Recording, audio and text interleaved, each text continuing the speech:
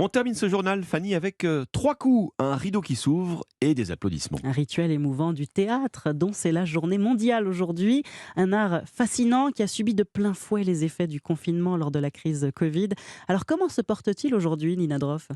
Eh bien, en termes de fréquentation, la reprise est bel et bien là. Le public est au rendez-vous dans les salles, selon Nicolas Dubourg, président du syndicat des entreprises artistiques et culturelles. La saison actuelle a commencé vraiment sur les chapeaux de roue. On s'aperçoit que le théâtre, qui est un des arts les plus vieux qui existent, eh ben, c'est quelque chose qui concerne tout le monde et qui continue à fonctionner. Et ça, c'est très rassurant. Cependant, l'inflation galopante préoccupe beaucoup les théâtres qui se relèvent à peine de la crise du Covid. C'est une crise qui se rajoute à la crise. Alors les coûts de l'énergie, c'est un premier sujet, évidemment, mais on est dans une inflation qui impacte les salariés et donc de nécessaires revalorisations salariales. Et dans l'état actuel des finances des théâtres publics, on n'est pas en mesure d'y répondre à la hauteur de ce qui devrait être le cas. Le syndicat en appelle à l'aide des pouvoirs publics pour faire face à cette nouvelle crise. Nina Droff.